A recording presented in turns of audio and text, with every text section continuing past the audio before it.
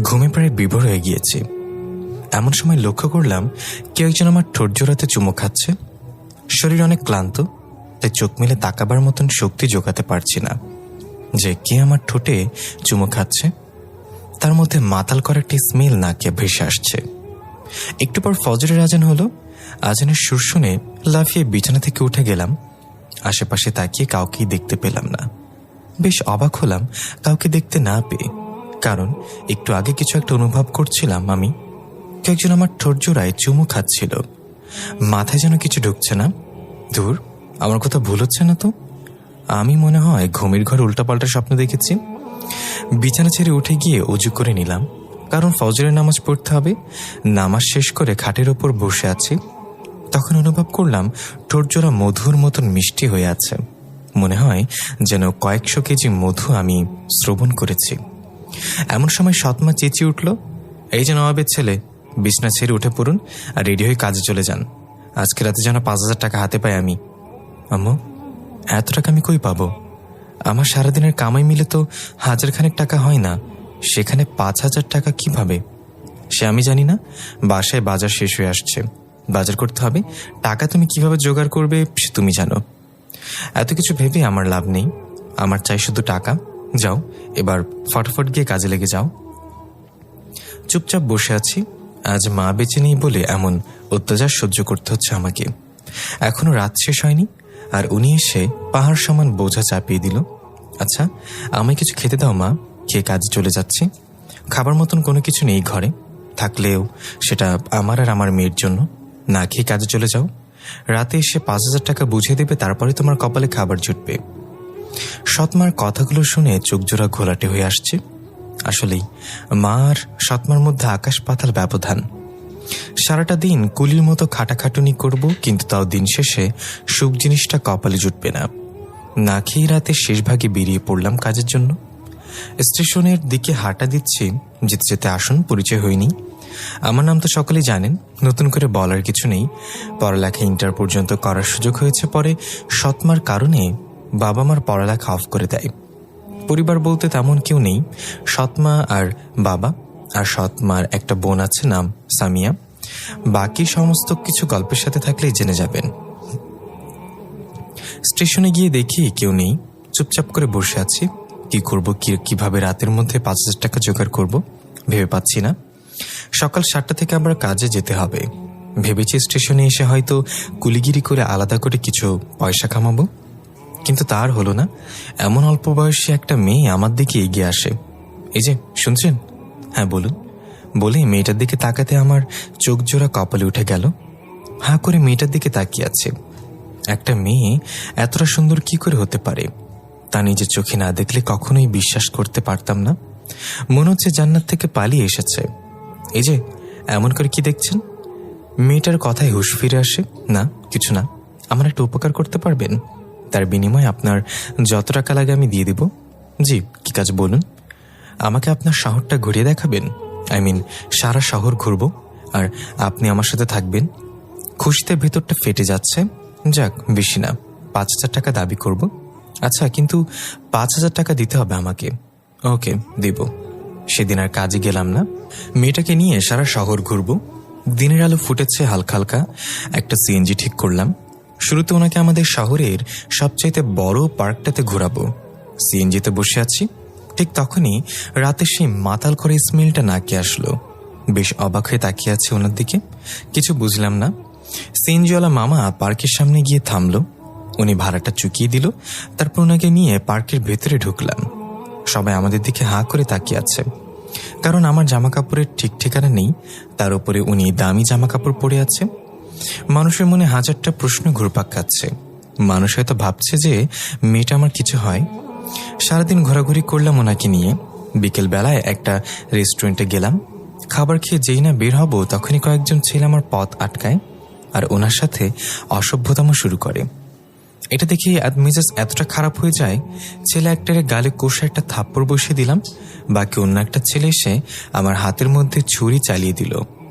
সাথে সাথে হাত থেকে ফুলকি দিয়ে রক্ত বের হওয়া শুরু হয়েছে। আর কয়েকজন এসে আমাকে পেছন থেকে জাপটে ধরে ফেলল।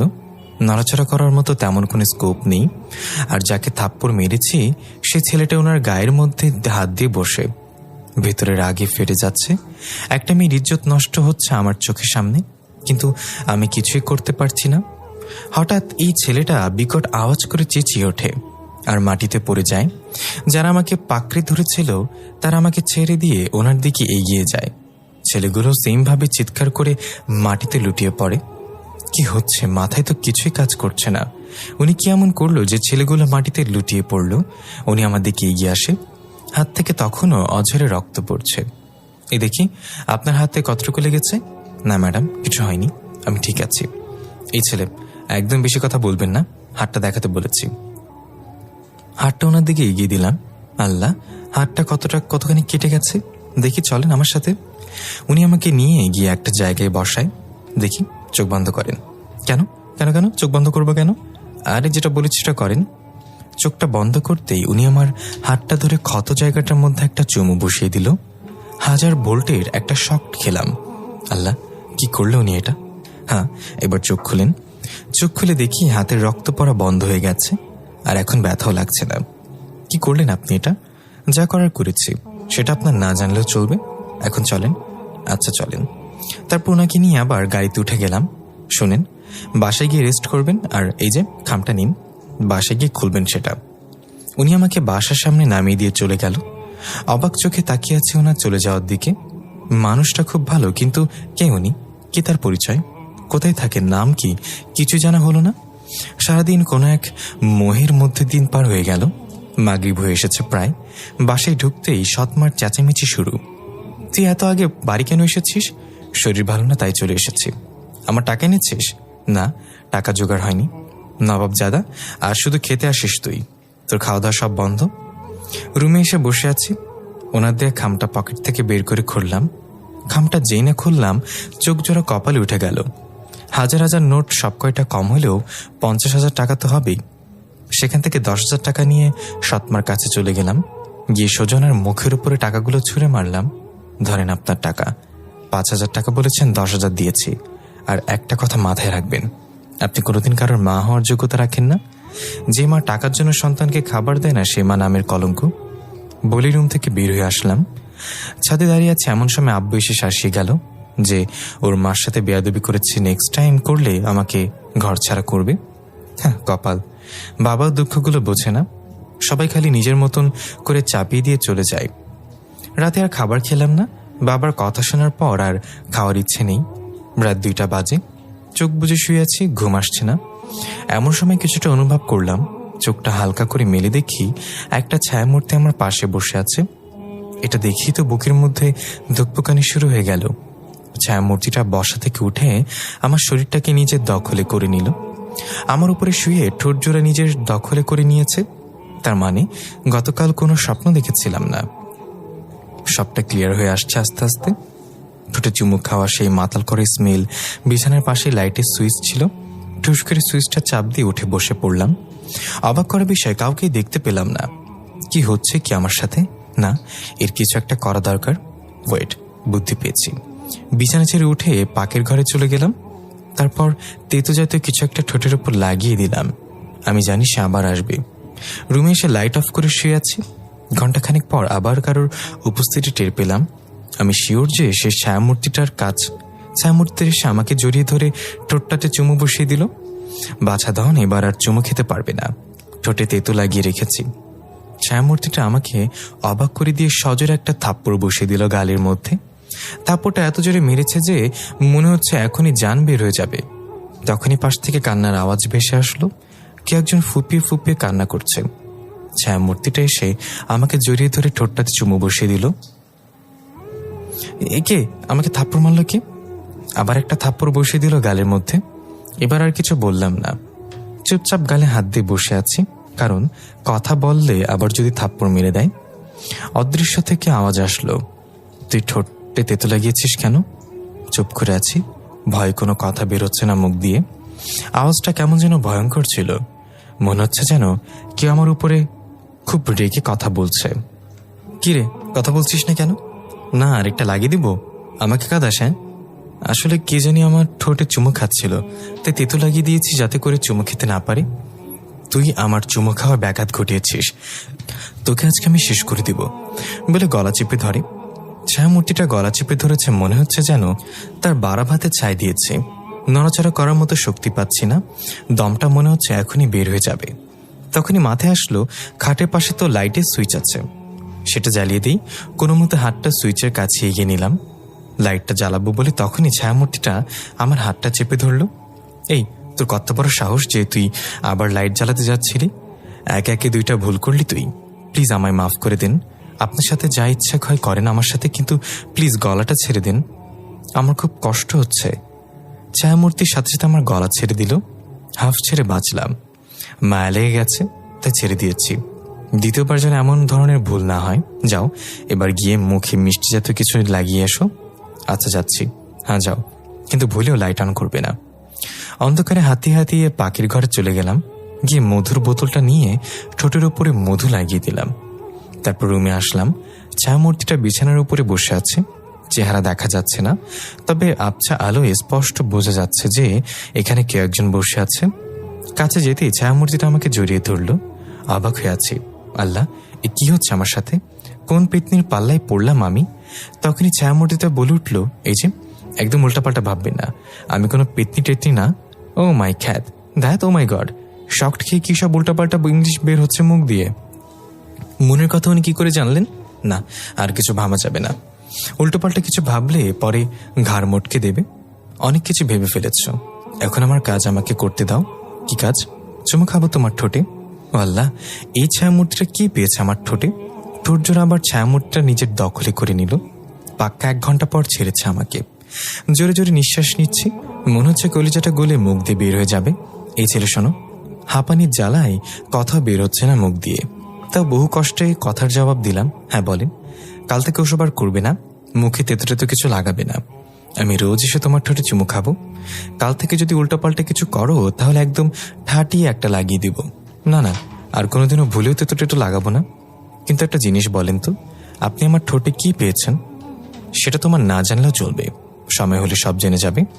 এখন আমি আসি, আমার যাওয়ার সময় হয়ে গিয়েছে। আচ্ছা, তা না হয় না বললেন, কিন্তু আপনি কি বা আপনার নাম কি সেটা তো বলে যান। আমি পরিজগতের রানী, আমার নাম মাপসুরা, পরি পালক থেকে এসেছে আমি। আর হ্যাঁ শোনো, কখনো কোনো বিপদে পড়লে আমাকে স্মরণ করে 2টা বাক্য মুখে আনবে, বাতিস্তম বাতিস্তম যোদনাম। তারপর ছায়ামূর্তিটা চলে যায়। ছায়ামূর্তি পড়িয়ে এটা শোনার পর থেকে ভেতরে এক দফা একটা সুনামির মতো ঝড় বয়ে গেল। ইচ্ছে করছে নিজের কাঁঠাল বিচিতে চাপ দিয়ে নিজেই মরে যাই। এই জীবন রেখে কি লাভ? মানুষের কাছে কদর পেলাম না, সেখানে একটা পরি এসে পাপ্পি ঝাপ্পি দিয়ে যাচ্ছে।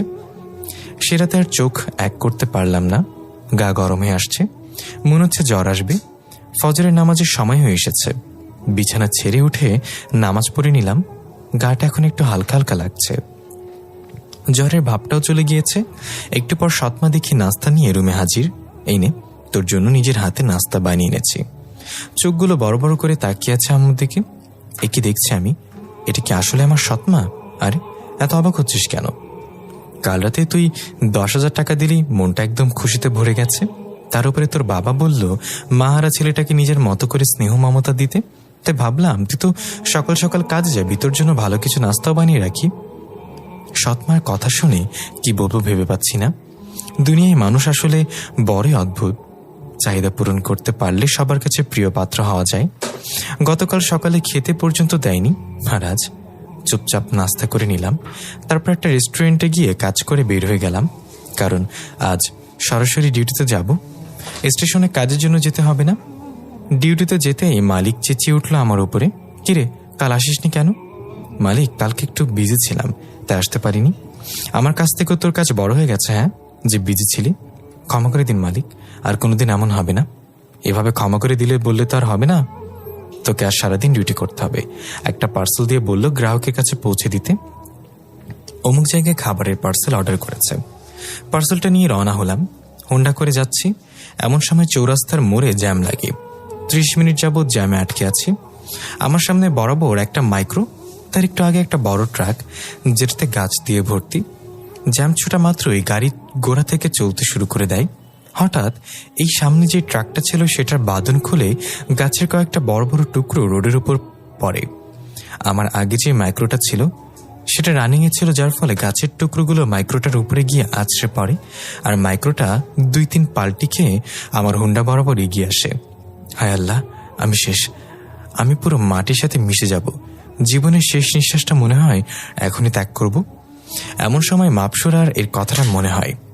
হঠাৎই দেখি মাইক্রোটা হাওয়ার উপর ভেসে আমার মাথার উপর দিয়ে চলে গেল। আমি থ হয়ে সেই দিকে তাকিয়ে আছি।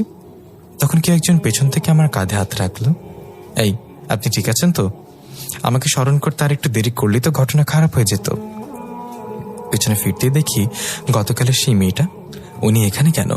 আর মাপসুরা কোথায়? সেনা বলেছিল ওকে স্মরণ করতে সে চলে আসবে, কিন্তু সে তো আসেনি। ম্যাডাম, আপনি এখানে কেন? এখানে আমি কেন? মানে আমি না আসলে তোমায় কে বাঁচাতো? তার মানে আপনি মাপসুরা? হ্যাঁ, আমি মাপসুরা।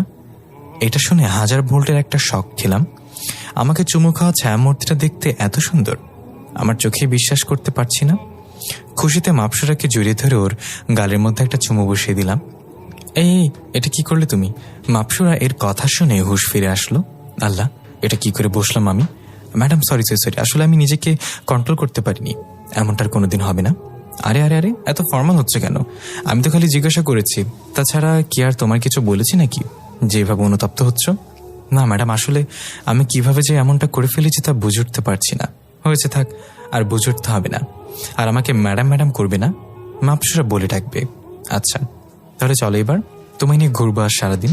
না, আমি যেতে পারবো না, কারণ আমার পার্সেল ডেলিভারি করতে হবে। তাছাড়া গতকালের জন্য মালিক আমাকে সেই ঝাড়ি দিয়েছে, আর আজ যদি কাজ না করি পরে আমার চাকরি খেয়ে দেবে। আরে ওসব কিছু হবে না, তোমার পার্সেল জায়গা মতো চলে যাবে।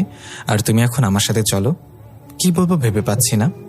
মেয়েটা অনেক জোর করে ওর সাথে ঘুরতে নিয়ে গেল, কিন্তু ভেতরে ভেতরে টেনশন হচ্ছে যে পার্সেল দেওয়ার সময় পেরিয়ে যাচ্ছে। তবে মাপসুরা তো বললো পার্সেল জায়গা মতো পৌঁছে যাবে। মাপসুরার সাথে সারাদিন ঘুরলাম। ওর গায়ের স্মেলটা নাকে আসলেই ইচ্ছে করে ওর উপরে ঝাঁপিয়ে পড়ি। মাতাল করে একটা স্মেল। বিকালবেলায় মাপসুরা চলে গেল, ওর নাকি যেতে হবে। আমি অফিসে চলে গেলাম। গিয়ে দেখি মালিক আমার দিকে হাঁ করে তাকিয়ে আছে। আল্লাহ জানে কোন ভুল করলাম আবার, আর পার্সেলগুলো জায়গা মতো পৌঁছে দিয়েছে কিনা। আকাশ, এদিকে আয়। হ্যাঁ মালিক বলেন। তুই তো আজকে কামাল করে দিয়েছিস রে। যতগুলো পার্সেল ডেলিভারি করেছিস সব জায়গা থেকে ওরা গুড রিভিউ দিয়েছে। ওরা আমাদের সার্ভিস দেখে নাকি খুব খুশি। আমাদের মতো সুন্দর করে নাকি কোনো সার্ভিস কেউ দিতে পারে না। যাক, তুই রাগ করিস না। সকালবেলায় কি নাকি বলে ফেলেছি। আরে না, কি বলছেন এসব? আমি কাজে গাফলতি করলে আপনি অবশ্যই আমাকে বলবেন, আপনার বলার রাইট আছে। আর আপনি না বললে কে বলবে? তবুও আচ্ছা মালিক, আমি যাই, আমার টাইম শেষ হয়েছে। দাঁড়া একটু। পকেট থেকে 500 টাকা বের করে আকাশে হাতে ধরিয়ে দিল। তোকে খুশি এটা দিয়েছি, যা এবার বাসায় যা, হাসি খুশি। মাপসুরাকে ধন্যবাদ দিলাম। মাপসুরা কিভাবে গ্রাহকের মন জয় করেছে কে জানে। ওর জন্যই মালিক আজকে আমাকে আমার উপর অনেক খুশি হয়েছে। বাসায় এসে ফ্রেশ হয়ে নিলাম। শুয়ে শুয়ে রুমে টিভি দেখছিলাম। এমন সময় সৎমা রুমে আসলো। তোর কাছে টাকা হবে রে কিছু? কেন, কাল না টাকা দিলাম, আজ আবার টাকা লাগবে কেন? আসলে একটু দরকার ছিল, আর কাল যা দিয়েছি সব তো খরচ হয়ে গেছে। কিছুই বললাম না। উনি আমার মা, সেটা ভাবতেই গায়ে কাঁটা দিয়ে ওঠে। আমি রক্ত মাংস খরচ করে টাকা রোজগার করব, আর তিনি সেটা 1 মিনিটে শেষ করে ফেলবে। কি বলবো ভেবে পাই না। আচ্ছা, কত লাগবে? এই তো 500 হলেই হবে। ওকে, দাঁড়া দিচ্ছি। পকেট থেকে মানিব্যাগটা বের করলাম। মানিব্যাগটা খুলতেই চোখ জোড়া কপালে উঠে গেল। মানিব্যাগ ভর্তি টাকা। আল্লাহ, এত টাকা কোথা থেকে আসলো? মাথায় তো কিছুই কাজ করছে না। মাপসুর এমন করে নাই তো? ও ছাড়া এমন কাজ কেউ করবে না, এটা এরই কাজ। পাশে ফিরে দেখি সৎমা আমার মানিব্যাগের দিকে চোখ বড় বড় করে তাকিয়ে আছে, কারণ তিনিও টাকাগুলো দেখেছে। 500 টাকার একটা নোট বের করে ওনাকে দিলাম। আরে, এত কম দিলি যে? তোর কি টাকা কম আছে নাকি? আরো কিছু দে। এত কিপটামি করছিস কেন? তোর মাকেই তো দিচ্ছিস। তুমি মা না, তুমি রক্তচোষার চাইতেও ভয়ঙ্কর কোনো প্রাণী। কথা না বলে আরো 1000 টাকা দিলাম। এগুলো রাখো। পরে তিনি চলে গেলেন। রাতের বেলায় খাবার খেয়ে শুয়ে শুয়ে আছি। শুয়ে শুয়ে মাপসুরার জন্য অপেক্ষা করছি। মেয়েটার সাথে একদম ফ্রি হয়ে গেছি। আপনি থেকে তুমিতে নেমে এসেছে সম্পর্ক। রাত 2টা বাজে, তখন জানালার পাশে কিছুটা অনুভব করলাম, তার মানে মাপসুরা এসে গেছে। এই, কি করছো? কারোর জন্য অপেক্ষা করছিলাম। ও আমার জন্য অপেক্ষা করছিলে বুঝি? মুচকে একটা হাসি দিলাম। সে আমার হাসি দেখেই বুঝে নিল যে তার জন্য অপেক্ষা করছিলাম। সে আমাকে অবাক করে দিয়ে জড়িয়ে ধরল, তারপর ঠোঁট জোড়া নিজের করে নিল। আমি জানি না আমার ঠোঁটের মাঝে সে কি পেয়েছে, আর আমার কেন জানি খুব ভালো লাগে। ইচ্ছে হয় ওকে সারা জীবনের জন্য নিজের করে নিই, কিন্তু তা তো সম্ভব না, কারণ সে পড়ি আর আমি মানুষ। হঠাৎ করে সে কান্না আরম্ভ করে দিল। এই এই কি হচ্ছে তোমার, কাঁদছো কেন? পরি পালক থেকে আসার সময় প্রহরীরা হয়তো টের পেয়ে গেছে যে আমি পৃথিবীতে যাচ্ছি, তাই তারা পৃথিবীর দিকে আসছে আমার খোঁজ করার জন্য।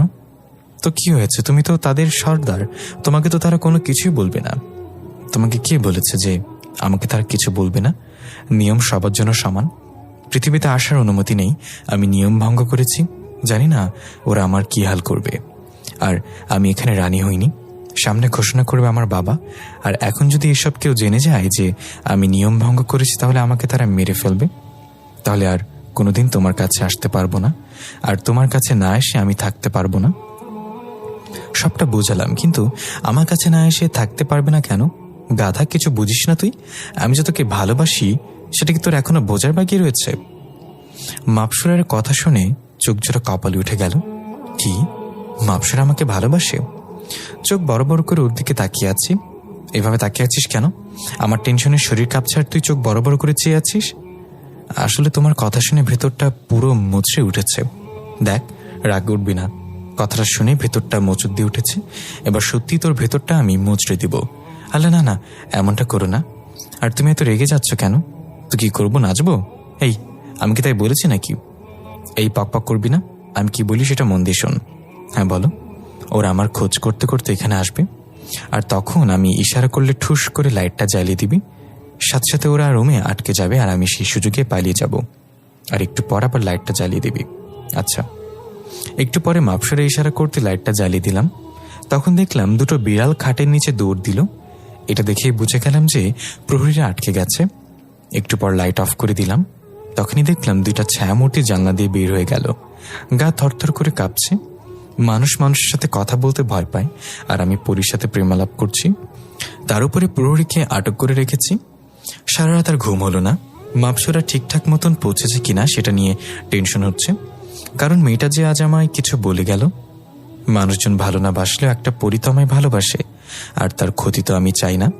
সে আমায় ভালোবাসে, কোনো অপরাধ করেনি। সকালবেলা উঠে কাজে চলে গেলাম। সারাদিন এভাবেই কেটে গেল।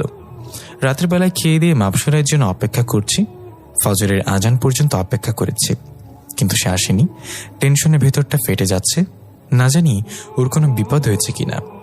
এভাবে 3 দিন কেটে গেল, কিন্তু মাপসুরের কোনো দেখা নেই। কেমন যে লাগছে তা বলে বোঝাতে পারবো না। দুনিয়াদারি পুরো অন্ধকার লাগছে, কোনো কিছুতেই স্বস্তি পাচ্ছি না। রাতের বেলায় শুয়ে আছি, চোখের কোণ বেয়ে কেন জানি জল বের হচ্ছে। ইচ্ছে করছে চেঁচিয়ে কাঁদার জন্য, কারণ পৃথিবীতে মায়ের পরে এই প্রথম কোনো একজন আমাকে ভালোবাসলো, আর আজ সেও আসছে না। কাঁদতে কাঁদতে ঘুমিয়ে গেলাম। হঠাৎ করেই খুব জোর বাতাস শুরু হলো। জানলাগুলো ঠুসঠাস বাড়ি খাচ্ছে, মনে হচ্ছে যেন তুফান হবে। জানলা বাড়ি খাওয়ার শব্দে ঘুমটা ভেঙে গেল। শোয়া থেকে উঠে বসে পড়লাম। তখনই দেখতে পেলাম জানলা দিয়ে হুড় হুড় করে কয়েকটা ছায়ামূর্তি প্রবেশ করলো। একজনের হাতে লাঠি জাতীয় কিছু একটা ছিল, যেটা আগুনের মতন জ্বলজ্বল করছিল। অনুমান করলাম লাঠি হবে হয়তো। সেটা দিয়ে দ্রম করে একটা বাড়ি বসিয়ে দিল আমার পিঠের মধ্যে। বাড়ি খেয়ে সাথে সাথে বিছানা থেকে মাটিতে পড়ে গেলাম আর শাড়ির মতো চেঁচাতে লাগলাম। হঠাৎ করে খুব জোর বাতাস শুরু হলো। জানলাগুলো ঠুসঠাস বাড়ি খাচ্ছে, মনে হচ্ছে তুফান হবে। জানলা বাড়ি খাওয়ার শব্দে ঘুমটা ভেঙে গেল। শোয়া থেকে উঠে বসে পড়লাম। তখনই দেখতে পেলাম জানলা দিয়ে হুড় হুড় শব্দ করে কয়েকটা ছায়ামূর্তি প্রবেশ করল। একজনের হাতে লাঠি জাতীয় কিছু একটা ছিল, যেটাতে আগুনের মতো জ্বলজ্বল করছিল। অনুমান করলাম যে লাঠিটা হবে হয়তো সেটা দিয়ে ধ্রাম করে একটা বাড়ি দিল আমার পিঠের মধ্যে। বাড়ি খেয়ে সাথে সাথে আমি বিছানা থেকে মাটিতে পড়ে গেলাম আর শাড়ির মতো চেঁচাতে লাগলাম। অবাক করার বিষয় হচ্ছে যে এত জোরে চেঁচালাম, কিন্তু বাবা মা কেউ আসলো না। ব্যথায় মনে হচ্ছে দমটা যেন বের হয়ে যাবে। তখনই ছায়ামূর্তিগুলো মানুষের রূপ ধারণ করলো, কিন্তু কারো চেহারাই বোঝা যাচ্ছে না। ধবধবে সাদা চেহারাগুলো, আর একজনের হাতে আগুনের লাঠিটা। এটা দেখে তো কলিজা শুকিয়ে গেছে। দেখে মনে হচ্ছে যে এটা কোনো সাধারণ লাঠি না। তখন একজন বলে উঠল, কিরে, তুই নাকি মাপসুরাকে ভালোবাসিস? চুপ করে আছি। কথা বলছিস না কেন? না, তোর চোখগুলো উঠে নেব। না না, প্লিজ এমনটা করবেন না। হ্যাঁ, আমি মাপসরাকে ভালোবাসি। তুই কি জানিস কেউ আর কোন দুঃসাহসকে ভালোবেসেছিস? আমি শুরুতে ভালোবাসিনি, সে আমাকে বলেছে যে সে আমায় ভালোবাসে। তারপর থেকে আমি তাকে নিয়ে ফিল করা শুরু করি। দেখ, তোকে বেশি কিছু বলবো না, তবে একটু বলবো যে মাপসরের সাথে তোর যায় না, কারণ সে পরিয়ার্থী মানুষ। তার থেকে বড় কথা হচ্ছে সে পরিপালকের উত্তরাধিকারী, সে ভবিষ্যৎ রানী পরিপালকের। আর আমি তার বাবা আল জাবের, আমি পরিপালকের রাজা। আমি চাই না তোর সাথে ওর কিছু হোক, তবে সে বায়না করে বসে আছে যে তোকে তার চাই। বাবা ওই মেয়ের স্বপ্ন অপূর্ণ রাখবো তেমন বাবা আমি নই। হ্যাঁ, তবে তুই যদি আমার দেখানো পন্থা অবলম্বন করিস তাহলে তুই মাপসরাকে পাবি, তোর পরি হয়ে যেতে হবে, আর তোকে আমাদের জগতে চলে যেতে হবে। না না, আমি এটা পারবো না। আমি আমার মা বাবাকে ছেড়ে কোথাও যাব না। তবে আমি মাপসরাকেও চাই, কিন্তু আমি পরি হতে পারবো না।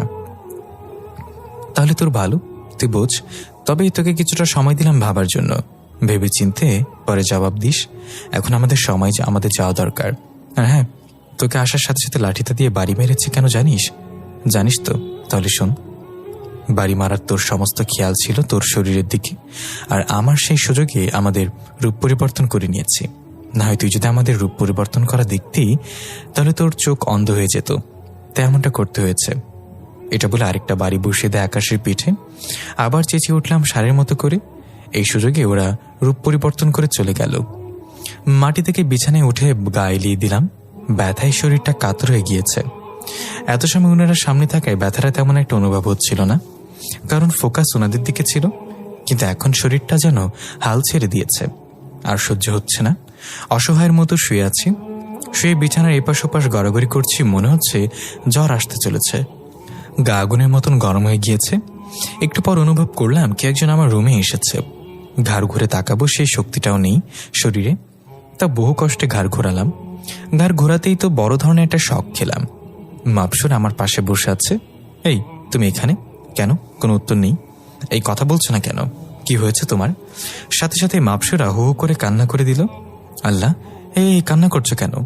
এই, তুই চুপ, একটা কথা বলবি না, চুপ করে শুয়ে থাক। মাপসরের কান্না দেখে নিজেরই খারাপ লাগছে। মেয়েটা কান্না করছে কেন? সে আমাকে অবাক করিয়ে দিয়ে আমার গা থেকে শার্টটা খুলে ফেলল। এই, কি করছো তুমি? তোকে বলেছি চুপ থাকতে, বেশি বকবক করতে না করেছি। রাগুটাপিত চোখ দুইটা নিয়ে নেব তোর। আল্লাহ, কি করেছি আমি? তুমি এত রেগে আছো কেন? ঠাস করে থাপ্পড় বসিয়ে দিল আকাশের গালে। হা করে তাকিয়ে আছে মাপসরার দিকে।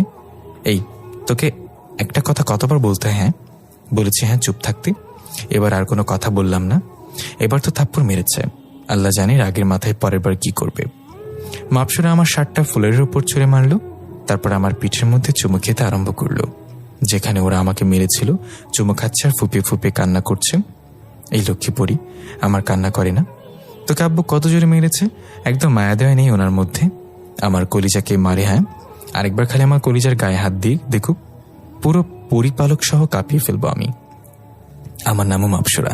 এই আকাশ, তোমার শরীর খুব ব্যথা করছে তাই না? এই না না, একদম না। একটু আগে করছিল, তুমি যখন চুমু খেলে তখন আর কি সমস্ত ব্যথা কোথায় যেন উধাও হয়ে গেছে। আজকের পর তোমার গায়ে যে হাত দেবে তার অবস্থা আমি খারাপ করে দিব, চাই সে যে হোক আমার বাবা। মাপসরার কথা শুনে ওর সাথে বুকের সাথে টেনে নিলাম। জানো মাপসরা, তোমার মতন আমাকে কোনোদিন কেউ ভালোবাসেনি। আমি তোমাকে কখনো হারাতে চাই না, আমিও চাই না তোমাকে হারাতে। আমার তোমাকেই চাই, কিন্তু একটা জিনিসের জন্য তোমাকে আপন করতে পারছি না। কি সেটা? তুমি মানুষ আর আমি পরি। এই গণ্ডিটা পার হতে পারলেই আমরা এক হয়ে যাব। সেটা কিভাবে পার হবে? তুমি পরি হয়ে যাও। মাপসরার কথা শুনে ভেতরটা ছ্যাদ করে উঠল। কি বলল সেটা? পৃথিবীতে থাকার কোনো উৎসন হয়তো নেই, কারণ কেউ তো আমায় ভালোবাসে না, মা বাবা কেউ না। কিন্তু দুনিয়ায় তো একটা মায়া আছে। সবকিছু ফেলে কিভাবে পরি হব আমি? না, এটা হব না আমি। এই, কি ভাবছ? হবে তো তুমি পরি। আমাকে একটু ভাবার জন্য সময় দাও। আর এখন এসব কথা রাখো। অনেকদিন পর তোমায় কাছে পেয়েছি, মন ভরে দেখতে দাও। আচ্ছা নাও দেখো। মাপসরাকে বুকে নিয়ে শুয়ে আছি। সে একটু পরপর শরীরে চুমু খাচ্ছে, কখনো ঠোঁটে কখনো বুকে, যা ইচ্ছা হচ্ছে তাই করছে। একটু পর, এই আমরা না চলে যেতে হবে? বাবার সাথে রাগারাগি করে তোমার কাছে এসেছি, এখন না গেলে পরে ঝামেলা করবে। আচ্ছা ঠিক আছে, যাও। চোখ বন্ধ করো, আমি যতক্ষণ না বলবো তুমি চোখ খুলবে না। আচ্ছা নাও, চোখ বন্ধ করলাম। সে আমার ঠোঁটের মধ্যে একটা চুমু দিয়ে হাওয়া হয়ে গেল। অদৃশ্য থেকে একটা আওয়াজ আসলো যে এবার চোখ খুলো। চোখ খুলে কাউকেই দেখতে পেলাম না। শুয়ে ভাবছি যে করেই হোক মাপসুরাকে আমার চাই, কিন্তু সে যে বলল পরি হওয়া ছাড়া তাকে নিজের করা যাবে না। কিন্তু আমি তো দুনিয়ার মায়া ত্যাগ করব না। হ্যাঁ, ওকে আমি ভালোবাসি, কিন্তু আমি তো আমার পৃথিবীটাকেও ভালোবাসি। আল্লাহ, কি করবো আমি এখন? তখনই আমার মাথায় আসলো আরো আপুর কথা, যে আমার সবচেয়ে কাছের মানুষ, আপন বোনও মনে হয় ওর চেয়ে বেশি দেখভাল করতে পারবে না আমার। ছোট থাকতেই মা বাবাকে হারাই, তারপর আম্মু তাকে আমাদের ঘরে নিয়ে আসে। আম্মু কখনো দুজনকে আলাদা চোখে দেখতো না, নিজের মেয়ের মতোই দেখতো। কিন্তু আম্মু মারা যাওয়ার পর আব্বু সৎমাকে বিয়ে করে, আর তিনি আপুর বের করে দেন তিনি আপুকে। সে আলাদা থাকে কিন্তু সবসময় আমার দেখভাল করে। রাতের বেলা আপুকে ফোন দিলাম, 2 বার রিং পড়তে আপু রিসিভ করলো। কিরে ভাইয়া, তুই এত রাতে ফোন দিলি যে, কোনো সমস্যা হয়েছে নাকি? হ্যাঁ আপু, অনেক বড় সমস্যা। ভাই তুই ঠিক আছিস তো? তোর কিছু হয়নি তো? আরে না, তেমন কিছু না, আমার কিছুই হয়নি, তবে একটা সমস্যা হয়েছে, সেটা তোকে সামনাসামনি বলবো। সকালে বাসায় আসবো আমি। আচ্ছা ঠিক আছে। তারপর ফোন রেখে দিলাম। আপুকে বলে দেখি সমস্ত ঘটনা। আমি জানি আপু এর কোনো হাল বের করে দেবে। সকালবেলায় ঘুম থেকে উঠে চলে গেলাম আপুর বাসায়। শুক্রবার ছিল, তাই অফিস বন্ধ। যাক, সময়টা একটা পারফেক্ট হয়েছে। আরও আপুকে সবটা খুলে বললাম। সে আমার দিকে চোখ বড় বড় করে তাকিয়ে আছে। আপু তুই এভাবে তাকিয়ে আছিস কেন? শেষমেশ তুই পরীর সাথে প্রেম করে বসলি। দুনিয়ায় মেয়ের অভাব ছিল? হ্যাঁ আপু, প্লিজ এভাবে বলিস না, আমি ওকে খুব ভালোবাসি। প্লিজ তুই একটা কিছু কর। আচ্ছা দাঁড়া তুই, আমি রেডি হয়ে আসছি, তোকে একজনের কাছে নিয়ে যাব। আপু রেডি হয়ে আসলো। তারপর আপু আমাকে একটা কবিরাজের কাছে নিয়ে গেল। ওনাকে সমস্তটা খুলে বললাম। এখন তুমি কি করতে চাও? আমি চাই সে আমার সাথে দুনিয়ার সংসার করুক, আমি যেন পরি হতে না হয় আমার, আর আমি তার দুনিয়াতে যেতে চাই না। কিছুটা সময় দাও আমাকে, আমি মন্ত্রের বইটা খুলে দেখি। ওকে। উনি মন্ত্রের বইটা খুলে কি যেন ঘাটাঘাটি করলো। একটু পরে এসে বলল, দেখো একটাই উপায় আছে, তবে সেটা খুবই কঠিন। এই একটা উপায়টা, এটা যদি করতে পারো তাহলে সে তোমার সাথেই দুনিয়াতে থাকবে, না হয়তো সে চিরদিনের জন্য তোমার থেকে দূরে চলে যাবে। ওকে ঠিক আছে, আমি রাজি, কারণ একটা রিস্ক তো নিতেই হবে। সবকিছুতে নিজের ফ্যাসিলিটি খুঁজলে তো আর হবে না। তিনি আমাকে একটা উপায় বলে দিল, আর একটা পানি পড়া দিল, যেটা কাজ করার পর ওর মুখে ছিটিয়ে দিতে হবে বলল, না হয় ওর নাকি খুব কষ্ট হবে। কবিরাজকে হাদিয়া দিয়ে আপুর সাথে বাসায় চলে আসলাম। আপু আপুর বাসায় চলে গেল, আর আমি আমার বাসায়। রাতের বেলায় মাপসুরের জন্য অপেক্ষা করছি, কখন সে আসবে। অপেক্ষার অবসান ঘটিয়ে রাত 2টো বাজে আসলো। এসে আমাকে জড়িয়ে ধরলো, জড়িয়ে ধরে বুকের উপরে শুয়ে আছে। কি করে আমার কলিজাটা? এই তো তোমার কথা ভাবছিলাম। কবিরাজের কথা মতন জিনিসটা বালিশের পাশে রেখে দিয়েছিলাম। সুযোগ পেতেই মাপসুরার চুলগুলো মুঠো করে ধরে কাঁচি দিয়ে ক্রাশ করে কেটে ফেললাম। মাপসুরা সজোর এক চিৎকার মারল। সাথে সাথে পাশের রুম থেকে সৎমা উঠে দৌড়ে আসলো, আর মাপসুরা আমার বুক থেকে সরে গিয়ে ফ্লোরের মধ্যে সাপের মতন গড়াগড়ি করতে আরম্ভ করছে। জিনিসগুলো বালিশের পাশে রেখে দিয়েছি। সুযোগ পেতেই মাপসুরার চুলগুলো মুঠো করে ধরে কেটে ফেললাম। কবিরাজের দেয়া পানিটা মাপসুরার শরীরে ছিটিয়ে মারলাম। সাথে সাথে সে মানুষের রূপে ধারণ করল। সৎমা এসে দেখে একটা মেয়ে ফ্লোরের উপরে পড়ে আছে, আর আমি পাশে দাঁড়িয়ে আছি। তিনি আমার দিকে হা করে তাকিয়ে আছে। কি করব ভেবে পাচ্ছি না। মাপসুরাকে তো মানুষ বানিয়ে ফেললাম, কিন্তু আমাদের কিভাবে বুঝাবো? আকাশ, কি হচ্ছে এখানে? আম্মু আসলে থাকার বলতে হবে না, আমি সবটা জেনে গেছি। আমার সেদিন সেই অবাক লেগেছিল, যেদিন তোর পকেটে এতগুলো টাকা দেখলাম। তোর কাছে তো এতগুলো টাকা থাকার কথা না, আর আমি এটাও জানি যে তুই কখনো অন্যায় কাজ করবি না। হ্যাঁ, আমি তো সৎমা তোর উপর অত্যাচার করি, কিন্তু এই ভরসাটুকু আমার আছে তোর উপরে, যে তুই কোনোদিন উল্টাপাল্টা কিছু করবি না। সেদিন থেকে তোর উপরে আমার নজর ছিল, আর রোজ রাতে তোর রুমের পাশে আমি দাঁড়িয়ে থাকতাম। তুই কার সাথে কি কথা বলিস সবটাই আমি জানি, আর এই মেয়েকে সেটা আমি জানি। থাক, আমি আর এখন এত কথা বলতে চাই না। কাল সকালে রেডি হয়ে থাকবে, আমি নিয়ে গিয়ে তোদেরকে বিয়ে পড়িয়ে দেব। সৎমার কথাগুলো শুনে চোখটা কপালে উঠে গেল। এই তো দেখি ভূতের মুখে রাম রাম। যেই মা আমাকে সহ্য করতে পারতো না, সেই মা আজ এত কর্তব্য দেখাচ্ছে। না সেটাও টাকার লোভে পড়ে করছে, কে জানে। দূর, এত কিছু ভেবে লাভ নেই। এখন মাপসুরার কি করব সেটা নিয়ে ভাবি। ওকে আম্মু, রেডি হয়ে থাকবো। তিনি চলে গেলেন, আর আমি মাপসুরাকে ফ্লোর থেকে উঠিয়ে নিয়ে বিছানায় শুয়ে দিলাম। তারপর ওর চুলগুলো বাড়ির জমিতে একটা ছোট্ট গর্ত করে সেখানে পুঁতে দিয়ে আসলাম। এসে দেখি মাপসরা বিছানার উপরে বসে বসে কান্না করছে। মেয়েটার জ্ঞান ফিরে এসেছে। আকাশ, তুমি এটা কি করলে? কিভাবে করতে পারলে তুমি আমার এত বড় সর্বনাশ? কি দোষ ছিল আমার? তোমার কোনো দোষ নেই মাপসরা। দেখো, তুমি আমি নিজের চেয়েও বেশি ভালোবেসে ফেলেছি, কিন্তু তোমাকে পেতে হলে পরি হতে হবে, সেটা আমার মন সাড়া দিচ্ছিল না। কিন্তু তোমাকেও যে আমার পেতে হবে তাই এমনটা করেছি। এছাড়া যে তোমাকে নিজের করে পাওয়ার মতো কোনো উপায় ছিল না, তাই বলে আমাকে বলি দিলে। ভালো তো আমিও তোমাকে বাসতাম, কিন্তু তোমায় তো জোর করে পরি বানাইনি। আমি চাইলেই সেটা করতে পারতাম, কিন্তু করিনি। আমি চাই যে তুমি নিজ থেকে পরি হয়ে যাও, যাতে করে আমার বদলে তুমি পরিপালকের রাজত্ব করতে পারো। তুমি হবে রাজা আর আমি হব তোমার রানী। কিন্তু সবটাই তুমি শেষ করে দিলে। তুমি রাজা হলে তোমার যেমন ইচ্ছে হতো তুমি তেমনটাই করতে পারতে। চাইলে দুনিয়া আসতে পারতে, চাইলে পরিপালকে যেতে পারতে, কিন্তু তুমি কি করলে? এটা যে তোমাকে নিয়ে এতটা ভেবেছে তাকেই বলিতে দিলে। মাপসরা, প্লিজ আমায় তুমি ক্ষমা করে দাও। যেটা করেছো সেটা ক্ষমার যোগ্য না। আমার জীবনটা তুমি শেষ করে দিয়েছ। তুমি আসলেই প্রমাণ করে দিলে যে পৃথিবীর মানুষগুলো নিজের স্বার্থের জন্য অন্য কাউকে বলি দিতে পারে। মাপসরার কথাগুলো শুনে ভেতরটা ফেটে যাচ্ছে। আল্লাহ, কি করলাম আমি এটা? যে আমাকে নিয়ে এতটা ভাবে তার এত বড় ক্ষতি কিভাবে করলাম আমি? কোনো কথা না বলে রুম থেকে বের হয়ে আসলাম, কারণ মেয়েটার চোখে চোখ রাখতে পারবো না আমি। বারান্দায় বসে সারাটা রাত কাটিয়ে দিলাম। সকালবেলা রুমে গিয়ে দেখি মেয়েটা কান্না করতে করতে ঘুমিয়ে গেছে। একটু পর সৎমে এসে বলে গেল রেডি হয়ে থাকতে দুজনে। মাপসরাকে ঘুম থেকে উঠে রেডি হতে বললাম। সেও চুপচাপ রেডি হয়ে নিল, একটাও কথা বলল না। মেয়েটা কেমন যেন মনমরা হয়ে গেছে।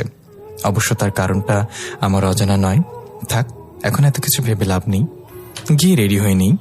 রেডি হয়ে আব্বু, আম্মু, আমি, মাপসরা সবাই মিলে একটা কাজের কাছে গেলাম। আব্বুকে হয়তো আম্মু রাতেই সবটা বলে দিয়েছে, তাই ওনার কোনো রিয়াকশন নেই। আমাদের বিয়েটা হয়ে গেল। মাপসরাকে নিয়ে বাড়িতে চলে আসলাম। মেয়েটা সারাদিন আমার সাথে একটা শব্দও করেনি এবং কথা বলে নাই। আশেপাশের লোকজন এসে নতুন বউকে দেখে যাচ্ছে। আম্মা আব্বু সবাইকে মিথ্যা বলেছে যে মেয়ের বাড়ি অমুক জায়গায়। অবাক করা বিষয় হচ্ছে, যেই মাপসরাকে দেখেছে সেই তার চোখ ফেরাতে পারছে না। ড্যাব ড্যাব করে তাকিয়ে আছে ওর দিকে সবাই, যেটা দেখে আমার হিংসায় গা জ্বলে যাচ্ছে। কোনো কথা না বলে মাপসরাকে কোলে তুলে নিয়ে নিজের রুমে চলে আসলাম। আমার বউ আমি দেখবো, অন্য কেউ কেন দেখবে? রাতের বেলায় খেয়ে দিয়ে শুয়ে আছি। মাপসরা কোনো কিছু খায়নি। হাজারবার বলেছি খেতে, কিন্তু কোনো রেসপন্স করেনি। তাই জোরাজোরি করিনি। মাপসরাকে নিজের বুকে নিয়ে শুয়ে আছি।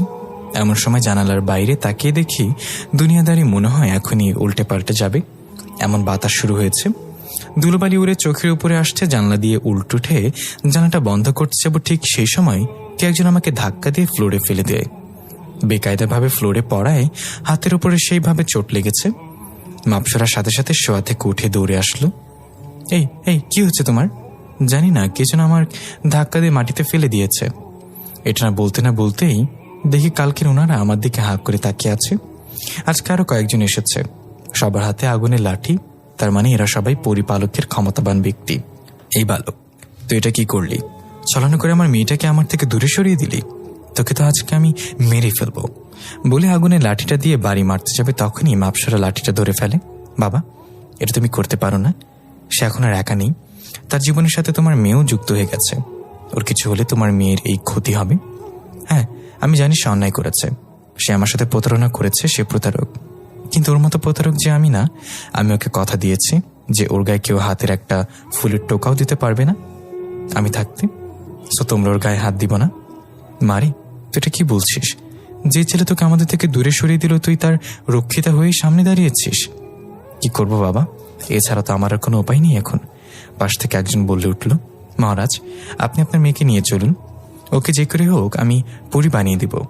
এত সাধনা, এত মন্ত্রবিদ্যা অর্জন করার পরে যদি সেটা কাজে খাটাতে না পারি, তাহলে সেই সাধনার দাম নেই। মহারাজ, আপনি কারো কথা না শুনে মাপসরাকে নিয়ে চলুন। লোকটার কথা শুনে বুঝতে বাকি রইল না যে সে পরিপালকের পণ্ডিত। সে এখনই বলল, কি আমার মাপসরাকে নিয়ে যাবে? ওর কত বড় সাহস! তুই যত বড় জাদুঘর হোস না কেন, সেটা পরিপালকের, কিন্তু দুনিয়ার বুকে তুই কিছুই না। আমার কলিজাকে নিয়ে যাওয়া তো দূরের কথা, হাত লাগিয়ে দেখা তো পারলে। মারে, তুই চল আমাদের সাথে। পণ্ডিত মশাই তোকে আবার পরি বানিয়ে দেবে। চুপ করে দাঁড়িয়ে আছে মাপসরা। আরে মহারাজ, এত কিসের কথা? সোজা নিয়ে চলুন তো বলে মাপসরার হাত ধরে ফেলে। পণ্ডিত, তুই তো সীমা পার করে ফেলেছিস। আমার কলিজাকে নিয়ে যেতে চাস তুই? নিজেকে আর কন্ট্রোল করতে পারলাম না, দৌড়ে গিয়ে পণ্ডিত বরাবর একটা লাথি বসিয়ে দিলাম। সে সোজা আছড়ে গিয়ে মাটির উপরে পড়ল। দেখি কার কত বড় সাহস যে আমার কলিজাকে আমার থেকে নিয়ে যাবে। মাপসুরাকে টেনে টেনে এনে নিজের বুকে নিয়ে নিলাম। পণ্ডিত লাথি খেয়ে এখনো মাটিতে পড়ে আছে। এই বালক, তুই কিন্তু বেশি বাড়াবাড়ি করে ফেলেছিস, এর ফল কিন্তু ভালো হবে না। বাবা প্লিজ, তোমরা এখান থেকে চলে যাও। তোমরা থাকলে এই ছেলে আরো বেশি পাগলামো করবে। এখন পণ্ডিতকে মেরেছে, কখন তোমার গায়ে হাত তুলে বসে ঠিক নেই। প্লিজ তোমরা চলে যাও। মাপসুরার কথায় ওর বাবা আর বাকি সকল যারা ছিল সবাই চলে যায়। আকাশ, তুমি কাজটা ঠিক করলে না পণ্ডিতকে মেরে। এখন তো শুধু পণ্ডিতকে মেরেছি, আমার থেকে আলাদা করার চিন্তা যে মাথায় আনবে তাকে শেষ করে দেব, চাই সে হোক তোর বাবা। কথাগুলো বলতে বলতে কান্না করে দিয়েছি। জানি না মেয়েটা কি করে এতটা ভালোবাসায় ফেলেছে আমি। মাপসুরা প্লিজ, তুমি আমায় কখনো ছেড়ে যেও না। সেটা সময় দেখা যাবে, কেউ তো আর চিরজীবনের জন্য থাকে না। মাপসুরার মুখে এমন কথা শুনে ভেতরটা মচড়ে উঠল। না, ওকে আমি কখনো হারাতে দেব না। ওকে নিজের ভালোবাসায় জড়িয়ে রাখবো। টুস করে মাপসুরাকে কোলে তুলে নিলাম। তারপর বিছানায় নিয়ে গিয়ে ওকে পাগলের মতো চুমু খেতে লাগলাম। সে চুপচাপ শুয়ে আছে, কোনো রেসপন্স করছে না। রেসপন্স করলে করুক, না করলে না করুক, কিন্তু আমি ওকে নিজের করে নিব ভালোবাসায়। বেশ কিছুক্ষণ পর আকাশ মাপসুরাকে ছেড়ে দেয়। দুজনেই ক্লান্ত শরীর নিয়ে শুয়ে আছে।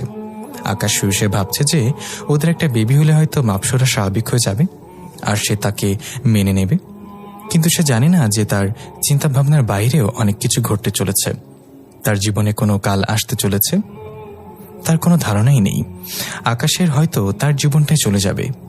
আকাশ শুয়ে শুয়ে ভাবছে ওদের একটা বেবি হলে হয়তো মাপসুরা স্বাভাবিক হয়ে যাবে আর সে তাকে মেনে নেবে। কিন্তু সে জানে না যে তার চিন্তা ভাবনার বাইরেও অনেক কিছু ঘটতে চলেছে। তার জীবনে যে কাল অপেক্ষা করছে সেটা কোনো আভাস হয়তো পায়নি। তোমার ইচ্ছে পূরণ হয়েছে তো আকাশ? আমাকে পরী থেকে মানুষ বানিয়ে দিলে, আমার ভিতরে তোমার সন্তানের বীজ রোপণ করে দিলে। এরপরে আর কি কোনো ইচ্ছা আছে? মাপসুরা, তুমি এমন করে বলছো কেন? প্লিজ এভাবে বলো না। আমি তোমায় ভালোবাসি, তাই তোমাকে নিজের করে পাওয়ার জন্য এমনটা করেছি। হ্যাঁ, ভালো খালি তুমি একাই বেসেছিলে, আমি আর বাসিনি। যার কারণে আমার মা বাবা থেকেও আমাকে দূরে সরিয়ে দিলে। পরিপালকের লোকেরা আসলে ঠিকই বলে যে মাটির মানুষ নিজের স্বার্থ ছাড়া কিছুই বোঝে না। তারা নিজের স্বার্থের জন্য অন্য মানুষের প্রাণও নিয়ে নিতে পারে। সেম তুমি সেটা প্রমাণ করে দিলে। কি বলবো জানি না, কারণ মাপসুরা যা বললো সবটাই তো সত্যি। আসলে আমি ভাবিনি যে ওর মা বাবা থেকে ওকে আলাদা করেছি, ওর থেকে ওর স্বাধীনতা কেড়ে নিয়েছি। মাপসুরা, তোমার বলা একটা কথা মিথ্যা নয়। আমি জানি যে আমি দোষ করেছি, এর জন্য তোমার কাছে অনুতপ্ত আমি। প্লিজ তুমি আমায় মাফ করে দাও। হ্যাঁ, মাফ সেটা বললেই হয়ে যায়। যা করেছো তুমি আমার সাথে, সেটার পরেও মাফ আশা করছো তুমি? আসলেই সত্যি খুব বড় অন্যায় করে ফেলেছি আমি, যেটা মাফের যোগ্য না। কিন্তু মাফ তো আমি করিয়ে নেব, তোমার থেকে সময়টা আসতে দাও খালি। তোমায় আমি এত ভালোবাসবো যে তুমি আমায় নিজেই মাফ করে দেবে। তারপর ঘুমিয়ে পড়লাম। সকালবেলায় উঠে কাজে গেলাম। সেখানে গিয়ে আরেকটা ঝাটকা খেলাম। মালিক আমাকে 1000টা কথা শোনালো যে গতকাল কেন আসলাম না। গতকাল আমার বিয়ে হয়েছিল মালিক। কি? গতকাল তোর বিয়ে ছিল? আর তুই আমাদেরকে বলিসনি? মালিক, আসলে তাড়াহুড়ায় বিয়েটা হয়ে গেছে, আপনাদের দাওয়াত করে খাবো সময় করে। আচ্ছা যা, আর রাগ করে থাকতে পারলাম না তোর উপরে। আর যা, তোর 1 সপ্তাহ ছুটি, বউকে গিয়ে সময় দে। ধন্যবাদ মালিক, ধর তোর টাকাগুলো রাখ।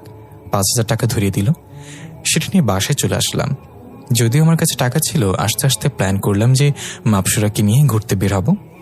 বাসায় পৌঁছে, এই মাপসুরা রেডি হয়ে নাও, আমরা ঘুরতে বের হব। এখন এমন সময় আম্মা আসে রুমে। ঘুরতে যাচ্ছিস ভালো কথা, কিন্তু সাবধানে ঘোরাফেরা করবি, নতুন বৌমার যেন কিছু না হয়, আর তুইও সাবধানে যাবি। আচ্ছা আম্মু। তারপর তিনি চলে গেলেন। সৎমার আচরণে খালি অবাকই হচ্ছে আমি। অন্যদিকে মাপসুরা লক্ষ্মী মেয়ের মতো রেডি হয়ে নিল। তারপর দুজন মিলে ঘুরতে বের হলাম। প্রথমে একটা পার্কে গেলাম। ওকে নিয়ে পার্কে ঘুরছি, কিন্তু ওর কোনো রিয়াকশনই দেখতে পেলাম না। ঘুরতে আসলে যে মানুষের মনে কিছুটা প্রভাব পড়ে, তেমন কিছুই দেখলাম না। রোবটের মতো হেঁটে চলেছে আমার সাথে। আশেপাশের মানুষজন ড্যাব ড্যাব করে চলে তাকিয়ে আছে মাপসুরার দিকে। সেই লেভেলে রাগ হচ্ছে এটা দেখে। আরে ভাই, তোরা তো নিজের পার্টনার নিয়ে এসেছিস, তারপরেও কেন আমার বউকে খুঁটে খুঁটে দেখতে হবে? দেখ, আর থাকবই না এখানে। মাপসুরাকে নিয়ে অন্য জায়গায় চলে গেলাম। সারাদিন দুজন মিলে খুব ঘোরাঘুরি করেছি। তারপর সন্ধ্যায় বাসে এসেছি। এসব কি হবে ভেবেছ? আমি গলে যাব? না, কখনই না। আমার খুব ইচ্ছে ছিল আমার বউকে নিয়ে আমি এভাবে ঘুরবো, মনের আশা পূরণ করব। এখানেও নিজের স্বার্থের কথা ভাবলে? মাপসরা, তুমি আমায় ভুল বুঝেছ। থাক, বাদ দাও। আর এসব কথা যদি আমার জন্য থাকে তাহলে বলবো বাদ দাও, কারণ আমার মনে যে আঘাত করেছ সেটা তুমি কোনোদিনও যাবে না। মাপসরার কথা শুনে চোখের কোণে পানি চলে আসলো, কিন্তু সেটা তাকে বুঝতে দিলাম না। রুম থেকে বের হয়ে আসলাম। এভাবেই দিন কাটতে লাগলো। 6 মাস পার হতে চলল। এই 6 মাসে মাপসরাকে আমি আমার প্রতি দুর্বলও করতে পারিনি, বরং সে আরো স্ট্রং হয়ে গিয়েছে। আমার সাথে কথা বলা একদম অফ করে দিয়েছে। এদিকে সে মা হতে চলেছে, এটা নিয়ে বেশ টেনশন হচ্ছে। একদিকে সে, একদিকে আমাদের বাবু। কিভাবে দুজনকে সামলাবো আমি ভেবে মাথা ফেটে যাচ্ছে। সে তো আমার সাথে কথা বলে না, নিজের শরীরেরও যত্ন নেয় না। সে যে মা হতে চলেছে তার ভিতরে কোনো অনুভূতি নেই, কিন্তু আমার তার কেয়ার করা ছাড়িনি। রোজ তাকে খাইয়ে দিই, রাত হলে বুকে নিয়ে ঘুমাই। ওয়াশরুমে গেলে একা যেতে দেই না, ওকে ওয়াশরুমে দিয়ে দরজার সামনে দাঁড়িয়ে থাকি। এসবের ভিড়ে নিজের শরীরের যত্ন নেওয়ার কথা ভুলে গিয়েছি। একদিন রাত্রিবেলায় মাপসরাকে বুকে নিয়ে ঘুমিয়ে আছি। হঠাৎ করে সে চিৎকার করে উঠে ব্যথায় কান্না করতে করতে মেয়েটা জ্ঞান হারিয়ে ফেলে। কি করবো ভেবে পাচ্ছিলাম না। ডক্টরকে এনে দেখালাম। তিনি বলল এখন একটু এরকমই হবে, তবে সে বেশি উইক, ওকে যেন ফুল বেড রেস্টে দিয়ে দিই। তাই করলাম, মাপসরাকে ফুল বেড রেস্টে দিয়ে দিলাম। ওর জ্ঞান এখনো ফিরে আসেনি। সকালবেলা ওর জ্ঞান ফিরে আসে, এদিকে সারা রাত আমি অঘুরমা। চোখ দুটো ফুলে মনে হয় এখনই বের হয়ে যাবে। ওর জ্ঞান ফিরে আসতে সে আজীব রকমের পাগলামো শুরু করে দেয়। আমি বাবা মায়ের কাছে চলে যাব, আমাকে তুই বাবা মায়ের কাছে ছেড়ে দিয়ে আয়। মাপসরা, কি বলছো তুমি আবল তাবল? হ্যাঁ, আমি ঠিকই বলছি। আমি বাবা মায়ের কাছে যাব, না হয় আমি তোর বাচ্চাকে মেরে ফেলবো। এটা শুনে তো থ হয়ে গেলাম। কি করব ভেবে পাচ্ছি না। তাও কোনো মতে ওকে শান্ত করলাম, কিন্তু সে রীতিমতো এটা নিয়ে পাগলামো করে। খাবার খেতে চায় না। ওর এক কথা, সে তার বাবা মায়ের কাছে যাবে। ও আর এখানে থাকবে না, আমার সাথে সংসার করবে না। এরকম করতে করতে সে আরো দুর্বল হয়ে পড়ে। ওকে সামলানো পসিবল হচ্ছিল না। এক পর্যায়ে না পারতে সিদ্ধান্ত নিলাম ওকে মুক্তি দিয়ে দেব। যেহেতু আমার সাথে সংসারও করতে চায় না, তাহলে আর জোর করবো না। আমাদের বাচ্চার মুখের দিকে তাকিয়ে সারা জীবন পার করে দিব। তোমায় মুক্তি দিয়ে দিব, তবে একটা শর্তে। কি শর্ত? আমাদের বাবু তুমি নষ্ট করতে পারবে না। সে হওয়ার পর তুমি তাকে আমার কাছে দিয়ে যাবে। আচ্ছা ঠিক আছে। আর আমার এই সন্তান আমি চাই না। ওকে রেখে আমি কি করব? সে হলে তোমার কাছে পৌঁছে দিব আমি। ওকে, তাহলে একটা দিন সময় দাও আমায়, তোমাকে তোমার বাবা মার কাছে ফিরিয়ে দিয়েব আমি। এটা বলে সকালবেলা ঘর থেকে বের হয়ে আসলাম। সারাদিন আর ঘরে গেলাম না। সারাদিন নদীর পাড়ে বসে বসে চোখের পানি ঝরিয়েছি। আমি ভাবতেই পারছি না যে আজকের পর মাপসরা আর আমার কাছে থাকবে না। রাত 11টায় বাসায় ফিরলাম। কারোর সাথে কোনো কথা বললাম না। মা জিজ্ঞাসা করছে কি হয়েছে আমার।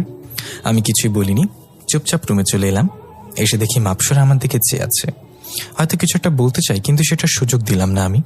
কাপড় চেঞ্জ করে বাইরে বের হয়ে আসলাম। কবিরাজ আমায় বলেছিল আমি যদি ওর চুলগুলো ওকে ফিরিয়ে দিই তাহলে সে আমায় আবার নিজের ক্ষমতা ফিরে পাবে। তাই করলাম। যেখানে ওর চুলগুলো পুঁতেছিলাম সেখান থেকে চুলগুলো তুলে আনলাম। রাত 1টা বাজে। মাপসরা এখনো ঘুমায়নি। মাপসরা, তোমায় একটা কথা বলি। বলো, কিন্তু আগে এটা বলো যে আমায় মুক্তি দেবে কখন। সেটা নিয়ে তোমার চিন্তা করতে হবে না, সেটা তুমি পেয়ে যাবে। কথা যখন দিয়েছি সেটা নড়চড় হবে না। হ্যাঁ, তাহলে বলো। বিশ্বাস করো, তোমায় খুব ভালোবাসি। জানি না তোমায় ছাড়া কি করে থাকবো আমি। তোমায় নিজের 1000টা স্বপ্ন নিয়ে দেখেছি, যা আমার আজ রাতে কবর দিয়ে দিতে হবে। কিন্তু তাতে আফসোস নেই। তুমি ভালো থাকো আর নিজের খেয়াল রাখো। আর আমাদের বাবুটা হলে তুমি তাকে আমার কাছে দিয়ে যেও। কথাগুলো বলতে বলতে কান্না করে দিলাম। প্লিজ কান্না করো না। আর কথা দিলাম যে বাবু হলে তোমাকে দিয়ে যাব। পকেট থেকে চুলগুলো বের করে মাপসরা হাতে ধরিয়ে দিলাম আর নজর ঘুরে ফেললাম। সাথে সাথে তুফান শুরু হয়ে গেল। সমস্ত ঘরে জিনিসপত্র নড়াচড়া করছে। মনে হচ্ছে যেন কালবৈশাখী আমার ঘরেই শুরু হয়ে যাবে। আমার দিকে তাকাও আকাশ। না, তোমার দিকে আর ফিরবো না। তাহলে নিজেকে কন্ট্রোল করতে পারবো না। তুমি চলে যাও। ওকে, চলে যাচ্ছি। তবে একটা কথা বলে যাই যাওয়ার আগে, তুমি মানুষটা দুনিয়ার মধ্যে আমার দেখা শ্রেষ্ঠ মানুষ। তোমার মতো ভালো মানুষ হয় না। যেভাবে আমার যত্ন করেছ তুমি, আমি সেগুলো কোনোদিনও ভুলবো না। আমার যত্ন করতে গিয়ে নিজের শরীরের কি হাল করেছ তুমি, সেটা আমি দেখেছি। এখন থেকে নিজের শরীরেরও যত্ন নিও, আর খুব মনে পড়বে তোমার কথা। আমি আসি। এটা বলেই মাপসরা চলে গেল। মাপসরা আমায় ছেড়ে চিরতরে চলে গেছে। এটা ভাবতেই শরীরে খিঁচুনি দিয়ে উঠল। সাথে সাথে ফ্লোরে পড়ে গেলাম। ভেতরটা ফেটে যাচ্ছে কষ্টে। আর সহ্য করে না পেরে চিৎকার করে কান্না করতে লাগলাম। চিৎকার শুনে পাশের রুম থেকে সৎমা দৌড়ে এলো।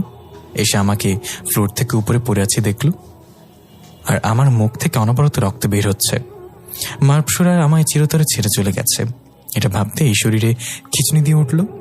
সাথে সাথে ফ্লোরে পড়ে গেলাম, ভেতরটা ফেটে যাচ্ছে।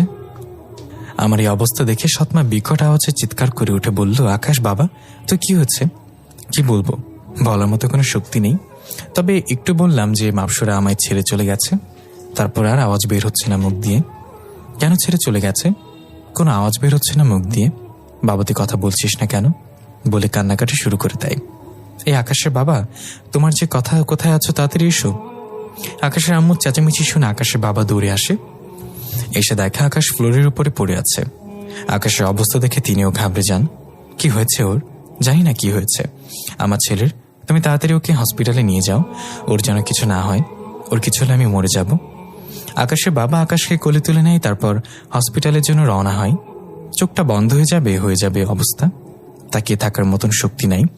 তবে একটা জিনিস দেখে অবাক হলাম যে সৎমা আমাকে দেখতে পারতো না, সে আজ বলছে আমার কিছু হলে সে মরে যাবে। আমাকে দিয়ে তার চাহিদা পূরণ হয়, সেজন্যই হয়তো এমন বলছে। নাকি সত্যি আমাকে সন্তানের মতো ভালোবাসে, জ্ঞান হারিয়ে ফেললাম, আর কিছু মনে নেই। দুদিন পর জ্ঞান ফিরে আসে। চোখ মেলে তাকাতে দেখি পাশে আম্মা আব্বু বসে আছে। আমার জ্ঞান ফিরেছে দেখতে পেয়ে সৎমা আমার কপালে পাগলের মতো চুমু খেতে আরম্ভ করলো। বাবা তুই ঠিক আছিস তো? হ্যাঁ মা। বাবা তুই এমনটা কেন করলি? তুই আমার মাথায় হাত রেখে কসম কর যে আর কোনোদিন ওসব উল্টাপাল্টা কিছু খাবি না। চুপ করে আছি। মা বাবা জানতে পারে যে তার ছেলে নেশা করেছে, তার থেকে লজ্জার আর কি হতে পারে? আর আমার এই অবস্থার পেছনে সম্পূর্ণ দোষ আমার। সেদিন সারাদিন নেশা করেছে, অতিরিক্ত নেশা করার ফলে এসব হয়েছে। বাবা তুই শুনবি না মায়ের কথাটা? হাতটা টেনে নিয়ে গিয়ে আচ্ছা কসম করলাম আর কোনোদিন ওসব খাবো না। আব্বু কিছু বলছে না, আর কি বা বলবে? মা মারা যাওয়ার পর ওনার যে একটা ছেলে আছে সে কথা তার মনেই নেই। হসপিটাল থেকে বাসায় নিয়ে আসা হলো। সৎমা আমার পেছনে লেগে আছে, আমার সেবা যত্ন করছে, কোনো কিছুতেই কমতি রাখছে না, একদম আমার মায়ের মতো দেখভাল করছে। কিন্তু সবকিছুই ভিড়ে মাপসুরাকে বলতে পারিনি। ভেতরটা ফেটে যাচ্ছে কষ্টে। সে যে আমায় ছেড়ে চলে গেছে সেটা আমার বিশ্বাসই হচ্ছে না। এভাবে দিন কাটতে লাগলো। একদম ঘরবন্দি হয়ে গেছে আমি।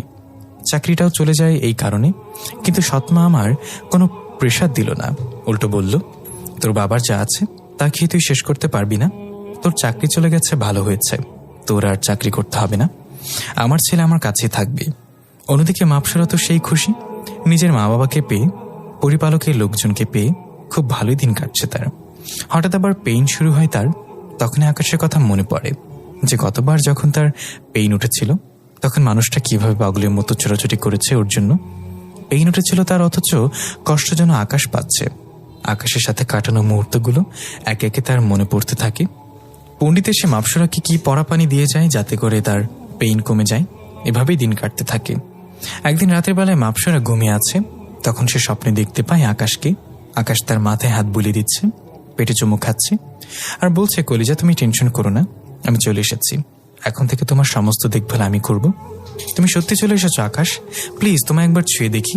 আকাশ আর কোনো কথা বলছে না, চোখ মুখ কালো করে নিচের দিকে তাকিয়ে আছে। মাপসুরা আকাশকে ছুতে যাবে তখন সে হাওয়ায় মিশে যায়। এই তুমি কোথায় চলে গেলে আমাকে রেখে বলে চিৎকার করে ওঠে।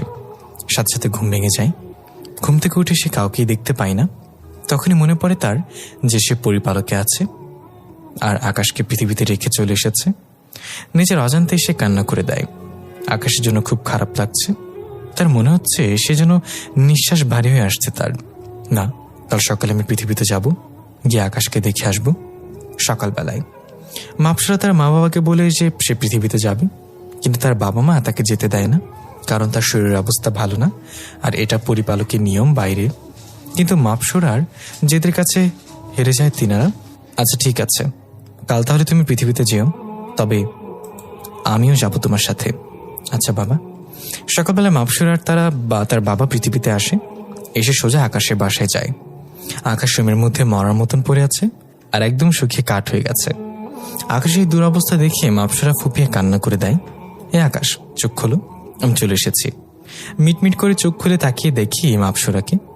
খুশিতে মনটা নাচানাচি শুরু করে দিয়েছে। ইচ্ছে করছে শোয়া থেকে উঠে গিয়ে ওকে জড়িয়ে ধরি, কিন্তু শরীর তো খারাপ, সে শক্তিটাও নেই।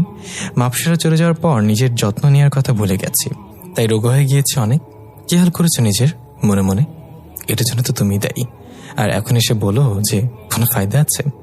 যখন ছেড়ে গিয়েছিলে তখন ভাবা দরকার ছিল যে আমি তোমায় ছাড়া থাকতে পারবো না, তাও তুমি পাষাণের মতো করে ছেড়ে গেলে। খুব রাগ হচ্ছে মেয়েটার উপরে।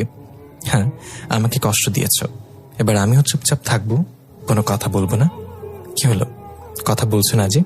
কি বলবো? কথা বলবে, প্রয়োজন মনে করি না। চলে যাও এবার, যেখান থেকে এসছো সেখান থেকে চলে যাও। এমন করে বলছে কেন আকাশ? তুমি তো সম্পর্ক ছেদ করে চলে গেল, তারপর আর কি বলার থাকে? তোমার সাথে আমার আর কোনো কিছুই নেই, শুধু বেবিটা হলে আমাকে দিয়ে যেও। আকাশের কথা শুনে মাপসুরার কান্নার গতিবেগ আরো বেড়ে যায়। প্লিজ আকাশ, এভাবে বলো না। তোমাকে ছাড়া আমার খুব কষ্ট হয়, তোমার কাছ থেকে তোমায় ফিল করতে পারিনি। যখন দূরে সরেছি তখনই তোমার ভালোবাসা উপলব্ধি করতে পেরেছি। প্লিজ তুমি আমার সাথে পরিপালকে চলো। আকাশের সৎমাও সামনে ছিল। মাপসুরাকে দেখে আকাশের রুমে এসেছেন তিনি। না, আমার ছেলেকে আমি কোথাও যেতে দেব না, সে আমার কাছে থাকবে। না, আমি ওকে নিয়েই যাব, ওকে ছাড়া আমার ভালো লাগে না। আমার বর আমার সাথে পরিপালকে থাকবে। মাপসুরা, সে স্বপ্ন ভুলে যাও, সেটা কখনোই হবে না। না হবে বাবা, আমি আকাশকে পরিপালকে নিয়ে যাব আমাদের সাথে। এই মেয়ে, একবার বলেছি না যে আমি আমার ছেলেকে কোথাও যেতে দেব না? আরে মাপসুরা, কি পাগলামো করছিস? সে যেতে চায় না, তাও তুই জোর করছিস কেন? বাবা, আমি এত কিছু বুঝি না, আমি এটুকু জানি আমি আকাশকে এখান থেকে নিয়ে যাব। ওকে আমি নিজের কাছে রাখবো, কারো কথা আমি শুনবো না বলে আকাশের হাত ধরে ওকে হাওয়ায় ভাসিয়ে ফেলে। তারপর ওকে নিয়ে পরিপালকে চলে যায়। ওর বাবাকে ফেলে রেখে চলে আসে সে। আকাশের মতো রেগে মেগে আগুন। আপনার মেয়ে কিন্তু কাজটা ভালো করেনি। আমার ছেলের কিছু হলে কিন্তু আমি আপনাদের কাউকে ছাড়বো না। জেদ করে আমার ছেলেকে নিয়ে গেছে তো এটার ফল ভালো হবে না। শহরের নাম করা কবিরাজের কাছে যাব আমি, আমার ছেলেকে আমি ফিরিয়ে আনবো। প্লিজ আপনি এভাবে রেগে যাবেন না, কথা দিচ্ছে আপনার ছেলের কিছুই হবে না। আপনার ছেলেকে সহি সালামতে আপনার কাছে ফিরিয়ে দিয়ে যাব। আমার মেয়েটা ওকে খুব ভালোবাসে, তাই পাগলামো করেছে। মাথা ঠিক নেই এখন ওর, কিন্তু আমি কথা দিলাম তো আপনার ছেলের গায়ে একটা নখের আঁচড়ও লাগবে না। ওকে, আমার ছেলেকে সহি সালামতে ফিরিয়ে দিয়ে যাবেন। মাপসুরার বাবা চলে আসে। এসে দেখে মাপসুরা পরিপালকের গেটের মধ্যে বসে কান্না করছে। কিরে, কি হয়েছে, কান্না করছিস কেন? পণ্ডিত আমার আকাশকে আমার থেকে জোর করে নিয়ে চলে গেছে, ওকে নাকি মেরে ফেলবে। কি? পণ্ডিত এত বড় সাহস যে আমার জামাইয়ের গায়ে হাত দিবে সে? মাপসুরার বাবা তো সেই রকমের খেপে যায়। তুই চল আমার সাথে পণ্ডিতের কাছে যাব। মাপসুরা আর তার বাবা পরিপালকে ঢুকতে দেখে সমস্ত পণ্ডিতরা আরাধনা শুরু করে দিয়েছে। আশুরায় মাঝখানে আকাশকে বেঁধে রেখেছে। আরাধনা শেষ হলে আকাশকে তারা মেরে ফেলবে, কারণ পরিপালকে মানুষ আসলেই তারা তাকে মেরে ফেলে। তার উপরে পণ্ডিতকে এসে লাথি মেরেছিল। পণ্ডিত তো এটা নিয়ে ওর উপর আরো রেগে আছে। মাপসুরার বাবা দৌড়ে রাজদরবারে চলে যায়, যেটা তার অবস্থান। তিনার রুমে গিয়ে তিনি ৮ রম্ব লাঠিটাও হাতে নিয়ে উঠিয়ে নেয়, আর সে পুরো পরিপালক মাটির সাথে মিশে দেবে। পণ্ডিত কোন সাহসে রাজার অনুমতি না নিয়ে আরাধনা শুরু করেছে। লাঠিটা হাতে নিয়ে জমিনের মধ্যে সজোর একটা আঘাত করে। সাথে সাথে পরিপালকের সমস্ত বেড়িবাঁধ ভেঙে হাওয়ায় ভেসতে থাকে। কিন্তু পণ্ডিতদের কিছু হয় না, তারা জায়গায় বসে আছে। এটা থেকে তো মাপসুরা আর তার বাবার চোখ কপাল উঠে যায়, কারণ এই ৮ রম্ব দিয়ে মাটিতে আঘাত করলে পুরো পরিপালক থমকে যাবে। কেউ এই ৮ রম্বর মায়া থেকে বাঁচতে পারবে না। কিন্তু সেখানে পণ্ডিতদের কিছুই হলো না। তারা কি মায়ের শক্তি নিয়ে আরাধনা করে শুরু করেছে? মাপসুরার বাবার যেন মাথায় কিছুই কাজ করছে না। মাপসুরার তার বাবার চোখ কপাল উঠে যায়। না, এটা হতে পারে না, এই ৮ নম্বর মায়া থেকে কেউ বাঁচতে পারে না। লাঠি দিয়ে আবার মাটিতে আঘাত করে দ্বিতীয়বারেও পণ্ডিতদের কিছুই হয় না, বরং উল্টা আরও তাদের আসুরাটা মায়া শক্তিতে ত্রিলোক হয়ে যায়। আরে মহারাজ, কি করছেন কি? আপনি কি মনে করেছেন আপনার ওই লাঠি আমাদেরকে দমিয়ে রাখতে পারবে? পণ্ডিত, তুমি কিন্তু কাজটা ভালো করছো না। রাজার সাথে পাঙ্গা নেওয়ার ফল কিন্তু তোমাকে ভোগ করতেই হবে। আরে মহারাজ, আপনি কিন্তু ভুলেই যাচ্ছেন আমি কে। আমি পরিপালকের সবচেয়ে পুরনো পণ্ডিত। অনেক অসাধ্য সাধন করেছি আমি। আমাকে আটকানোর ক্ষমতা আপনার নেই, আর আপনার এই ৮ রম্ব বাকিদের মায়া করতে পারবে, কিন্তু আমাকে না। দেখছেন না আসুরাটা মায়াবেষ্টন হয়ে আছে। আপনি আমার কোনো পণ্ডিতকেই মায়া করতে পারবেন না। আজ এই বালককে খতম করে ছাড়ব। পণ্ডিতের কথা শুনে মাপসুরার বাবার তো পায়ের নিচ থেকে মাটি সরে যায়। পণ্ডিত হয়তো এমন কোনো মায়া জাদু জানে যেটার কারণে তাকে মায়া করা যাচ্ছে না। তিনি মাথায় হাত দিয়ে সোজা জমিনে বসে পড়ে। পাশ থেকে মাপসুরা চিৎকার করে ওঠে। মাপসুরার পেটে পেইন হচ্ছে। মা, তোর কি হচ্ছে? মা, বাবা, আমার পেটে খুব ব্যথা করছে। তুই আমার সাথে চল, গিয়ে রেস্ট করবি, এদিকটা আমি দেখছি। না, আমি যাব না। আমার আকাশকে ওরা মেরে ফেলবে। প্লিজ মা, আমার এমন করিস না। আমি থাকতে ওরা তোর আকাশে কিচ্ছু করতে পারবে না। কি করবে বাবা তুমি? তোমার 8 রম্বকেও তো পণ্ডিতরা মায়া করে ফেলেছে। এখন যা করতে হবে আমাকে করতে হবে। তুই কি করবি? আমি যেখানে ওদের কিছু করতে পারলাম না। মাপসরা পণ্ডিতদের আসরার সামনে চলে যায়। ভালো ভালো বলছে আমার আকাশকে আপনারা ছেড়ে দিন, না হয় কিন্তু আপনাদের কাউকে আমি ছাড়বো না। হাসলে তুমি। রাজা যেখানে আমাকে আটকাতে পারিনি সেখানে তুমি আমাকে আটকাবে? আর আসলে ওকে ছেড়ে দেওয়ার কথা, ওকে তো আমি ছাড়বো না। সে আমায় লাথি মেরেছে। তার থেকে বড় কথা, তোমার রাজদরবারের কাউকে আমি শান্তিতে থাকতে দেব না। এতদিন জাস্ট উপরে উপরে ভালোবাসা দেখিয়ে এসেছি, কিন্তু হাকিকত এমনটা না। কারণ আমি এমন জাদুবিদ্যা জানার পরেও রাজা হতে পারলাম না, যেখানে তোমার বাবা কোনো কিছু জেনেই না জেনে রাজা হয়ে গেল। সেটা আমি মেনে নিতে পারি না। তাই প্রতিজ্ঞা করেছিলাম রাজদরবারের সুখ আমি কেড়ে নেব, আর রাজত্ব করব আমি। পুরো পরিপালক আমার অধীনে চলবে। পণ্ডিতের এমন ধারা কথা শুনে মাপসরার রাগ মাথায় উঠে যায়। ওকে আমি দেখছি কি করে তোমরা আমার আকাশকে মারো। তোমরা তো ভুলে যাচ্ছ যে আমার পেটে আকাশের সন্তান রয়েছে। আর তার থেকে বড় কথা, মানুষের পরই 2 ধরনের শক্তি আমি অর্জন করেছি। আরাধনা প্রায় শেষ, আকাশকে এখন বলি দেওয়া হবে। এমন সময় মাপসরার বাবার হাত থেকে 8 রম্বটা নিয়ে আসরার ত্রিকালের মধ্যে আঘাত করে। সাথে সাথে ত্রিকাল ফেটে চূর্ণ বিচূর্ণ হয়ে যায়, আর মাপসরা আসরায় ঢুকে পড়ে। পণ্ডিতের তো মাথা ঘুরতে শুরু করে মাপসরার কাণ্ড দেখে। কি করে সম্ভব এটা? ত্রিলোক ভাঙার ক্ষমতা তো কারণ নেই। এই মেয়ে কিভাবে করলো এটা? বড় বড় জাদুকররাও এটা করতে পারতো না। যা এই মেয়ে করেছে, না ওকে আটকাতে হবে। পণ্ডিত আবার ত্রিলাখ করতে চাইলে এবার সে আর ত্রিলোক হয় না। ত্রিলোকের ভিতরে গিয়ে দেখে আকাশের চেহারা পুরো ঝলসে গেছে। এটা দেখে নিজেকে আর কন্ট্রোল করতে পারে না। 8 রম্ব দিয়ে আবার মাটির মধ্যে সজোরে আঘাত করে। সাথে সাথে কম্পন শুরু হয়ে যায় পরিপলকে। এত জোরে কম্পন হয় যে পণ্ডিত মাটিতে পড়ে যায়। সমস্ত পণ্ডিত এই মাটিতে লুটে পড়েছে। অন্যদিকে মাপসরা আকাশকে ছাড়িয়ে নেয়। ছাড়িয়ে নিয়ে ওকে মাটিতে শুয়ে রাখে। ঠিক সেই সময় পণ্ডিত মাটি থেকে উঠে মায়া করে মাপসরার দিকে ছুঁড়ে মারে। মায়াটা মাপসরার সামনে এসে আটকে যায়। কোনো ক্ষতি হয় না। মাপসরা এবার চরম পর্যায়ে রেগে যায়। সে 8 রম্বটা পণ্ডিতের দিকে সজোরে ফিক্কা মারে। পণ্ডিত সেটাকে আটকাতে গেলে পারে না। 8 রম্বটা তার শরীর ছেদ করে অপর প্রান্ত দিয়ে বের হয়ে যায়। সাথে সাথে পণ্ডিত মাটিতে লুটে পড়ে। এই 8 রম্বকে আটকানোর ক্ষমতা কারণ নেই। পুরো পরিপালকের পণ্ডিতরা মিলে চেষ্টা করলেও সেটা আটকাতে পারবে না, কারণ সেটা মাপসরা ছুঁড়ে মেরেছে, আর তার শরীরে শক্তি এখনো কয়েক গুণ বেড়ে গিয়েছে। প্রথমত সে পড়ি, তার উপরে তার হাতে 8 রম্ব। তার থেকে বড় কথা, সে দুনিয়া থেকে মানুষের শক্তি অর্জন করে এসেছে।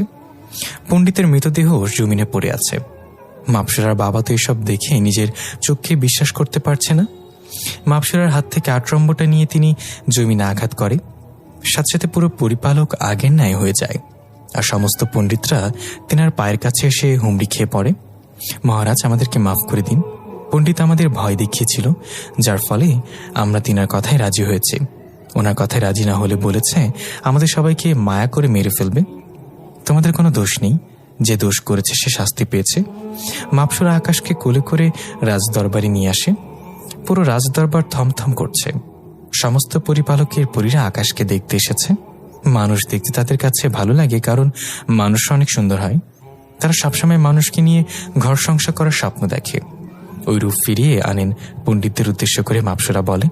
একজন পণ্ডিত বলে ওঠে, আমাকে কিছুটা সময় দিন, আমি ওই রূপ ফিরিয়ে আনার ব্যবস্থা করছি। পণ্ডিত সেখান থেকে চলে যায়।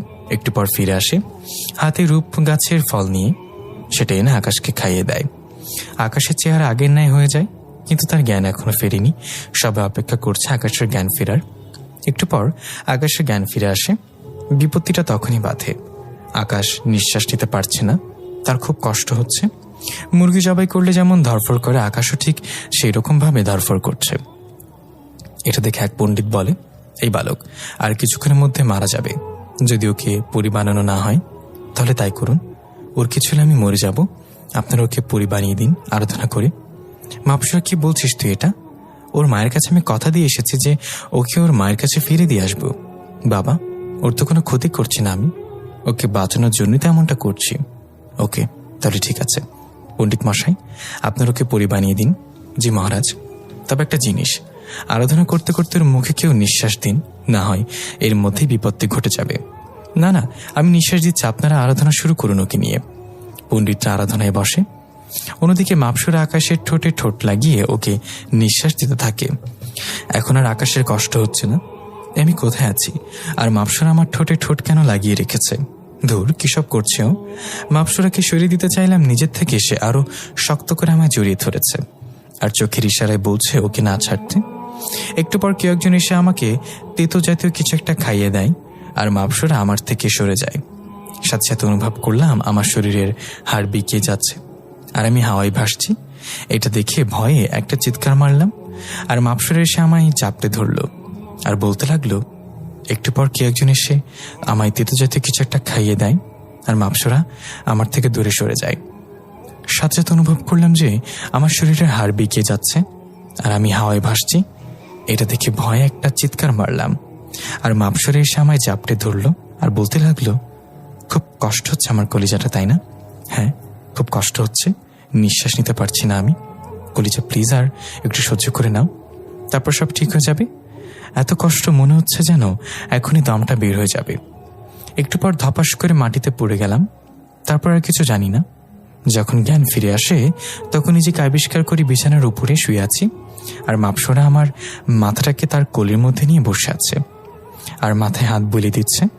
আমার জ্ঞান ফিরে এসেছে সেটা দেখতে পেয়ে খুশিতে কান্না করে দিল আর আমায় পাগলের মতো চুমু খেতে আরম্ভ করলো। এখন কেমন লাগছে আমার কলিজাটার? মুখ অন্যদিকে ঘুরিয়ে ফেললাম। কি হলো, আমার বাবুটা আমার উপর রেগে আছে বুঝি? মাপসুরা, তুমি তোমার প্রতিশোধ নিয়ে নিলে, তাই তো?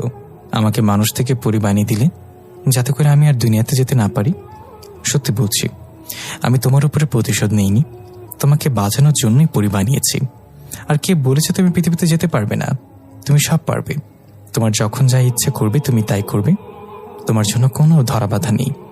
ও ভালো, তবে সেটাতে তো পরিপালকের নিয়ম ভঙ্গ করা হবে। আরে ধুর, কিসের নিয়ম? রাজের উপরে কেউ আছে নাকি? তার থেকে বড় কথা তুমি আমার হবু, যেমন তুমি হবু না রাজ দরবারের একমাত্র মেয়ের জামাই। তুমি তোমার স্বাধীন মতো চলবে। সবই বুঝলাম, কিন্তু রাজের উপরে কেউ আছে নাকি মানে বুঝলাম না। আরে গাধা, তোমায় বলছিলাম না যে আমি পরিপালকের ভবিষ্যৎ রানী হব? কিন্তু সেই আসনটা আমি তোমায় দিয়ে দিতে বলেছি বাবাকে, কারণ আমার রাজত্ব দরকার নেই, আমার দরকার শুধু তোমাকে। আমি শুধু তোমার মনে রাজ করব আর তুমি রাজ করবে পুরো পরিপালকে। মাপসুরার কথা শুনে ভেতরটা খুশিতে ভরে উঠল। ওর উপরে যা অভিমান ছিল সব কিছু মুহূর্তের মধ্যে কোথাও উদয় হয়ে গেল। যেখানে সবাই পাওয়ারের পেছনে ছুটে বেড়ায়, কার উপরে কি উঠবে সেটা নিয়ে টক্কর চলে, আর সেখানে মাপসুরার কিছুই চাই না, তার সমস্ত কিছু আমি, তার শুধু আমাকে চাই। এমন ধারা ভালো হয়তো দুনিয়ায় কেউ আমাকে বাসতে পারবে না। খুশিতে নাচতে ইচ্ছে করছে, কিন্তু সেটা ওর সামনে প্রকাশ করলাম না। সে আমাকে কষ্ট দিয়েছে, এবার আমিও একটু কষ্ট দিব তাকে। না, আমার কিছুই চাই না, আর আমার তোমাকেও দরকার নেই। আমি পৃথিবীতে গিয়ে অন্য কাউকে বিয়ে করে নিব, না হয় পরিপালক থেকে একজনকে বিয়ে করে নিব, তবুও তোমার সাথে আমি থাকবো না।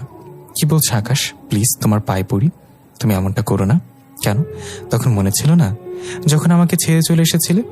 বিশ্বাস করো, তখন আমি অন্ধ ছিলাম, কিন্তু এখন আমি তুমিতে আটকে গেছি তোমার ভালোবাসায়। প্লিজ, তুমি এমন কিছু করো না। না, আমি তো এসব শুনবো না। তখন আমিও অনেক বুঝিয়েছিলাম, কই তুমি তো আমার কথা শোনোনি, চলে এসেছো স্বার্থপরের মতো। প্লিজ আকাশ, তুমি আমাকে একা করে দিও না। আমি তোমার পায়ে পড়ে ক্ষমা চাইছি। তুমি এসব কিছু করলে আমি মরে যাব। আমি তোমার ভাগ কাউকে দিতে পারবো না। বলতে বলতে ফুপিয়ে কান্না করে দেয়। ওর কান্না দেখে হাসি আর থামাতে পারলাম না, শব্দ করে হেসে দিলাম। আরে পাগলি মেয়ে, কান্না করে কেন? আমি কি পাগল নাকি যে তোমায় ছেড়ে যাব? তোমার পেটে আমাদের বেবি রয়েছে, তারপরে আমি অন্য নারীর কাছে যাব? তুমি সেটা ভাবলে কি করে? আমি তো মজা করছিলাম। কি বলি তুই এতক্ষণ আমার সাথে মজা করলি? আর অন্যদিকে আমার ভেতরে ফেটে যাচ্ছিল, কুত্তা তুই একটা, বলে আকাশকে মারতে আরম্ভ করে। আরে আল্লাহ, কি করছো কি তুমি?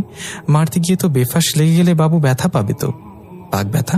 ওর বাবা যে শয়তান হয়ে গেছে সেটা আজ দেখুক পেট থেকে। আকাশের চুল ধরে ইচ্ছে মতো টানছে। মাপসুরাকে ছাড়িয়ে নিয়ে ওর হাত দুটো চেপে ধরলাম বিছানার সাথে। দেখি এবার কি করে মারো। দেখো, ভালো হবে না কিন্তু, বলে দিলাম। আমাকে মারতে দে, আমার রাগ উঠে আছে। আরে আমার ময়না পাখি, এত রাখতে নেই, আর তোমার জন্য তো রাগ হারাম। আর দাঁড়াও, তোমার রাগ কমাচ্ছে বলে ওর ঠোঁট জোড়া নিজের দখলে করে নিলাম। ইচ্ছা মতো চুমুক খেচ্ছি। কি যে নেশা ওর ঠোঁটের মধ্যে তা উপরওয়ালাই ভালো জানেন। ইচ্ছে করছিল না ওকে ছাড়তে, কিন্তু দরজা কেউ একজন কড়া নাড়ল। তাই ওকে ছেড়ে দিয়েছি। মাপসরা বিছানা থেকে উঠে গিয়ে দরজা খুলল।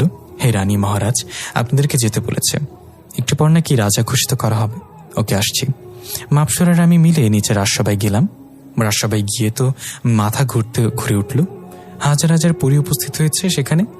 রাজামশাই মাপসরার বাবা আমাকে সবার সামনে রাজা ঘোষিত করলো আর আমার মাথার মধ্যে রাজার মুকুট পরিয়ে দিল। কল্পনাও করতে পারিনি কখনো যে এত বড় পজিশনে নিজেকে দেখতে পাবো, যেখানে দুনিয়ার মানুষ আমাকে 2 টাকা দামও দিত না।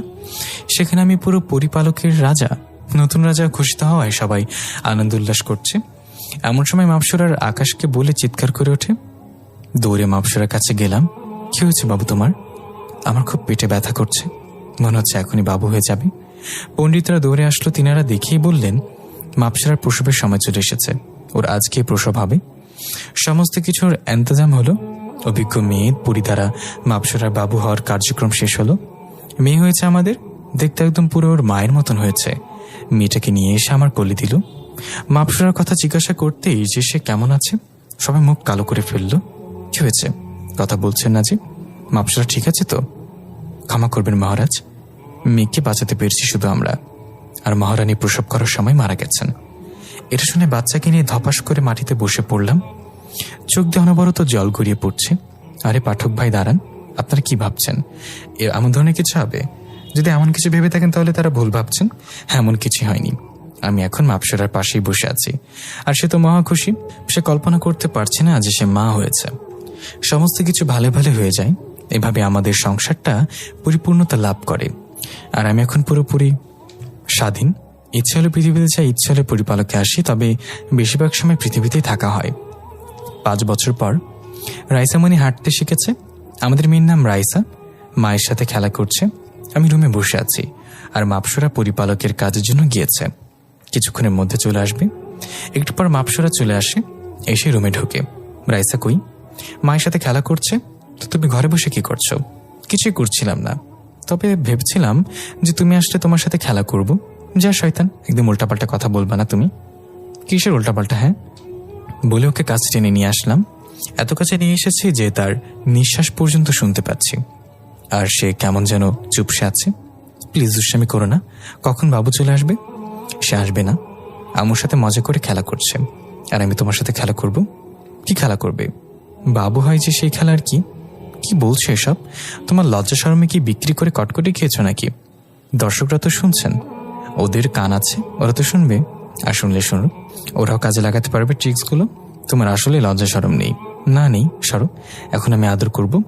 বলে মাপসরাকে আদর করতে আরম্ভ করলাম। দর্শক ভাইরা আর কত শুনবেন? আপনাদের পক্ষ হয়ে একটু কথা বলেছি দেখে ভাবিয়েন না যে আপনাদের সামনে ইতিহাস তৈরি করব। সো উল্টো রাস্তা ধরে কেটে পড়েন। এখন পার্সোনালি কিছু হিস্ট্রি তৈরি হবে। গল্পটা কেমন হয়েছে সবাই গঠনমূলক মন্তব্য করে জানাবেন। আর আপনারা যদি চান তাহলে এই গল্পের সিজন 3 নিয়ে আসবো। সবাই ভালো থাকবেন। আল্লাহ হাফেজ। দেখা হবে পরবর্তী গল্পে।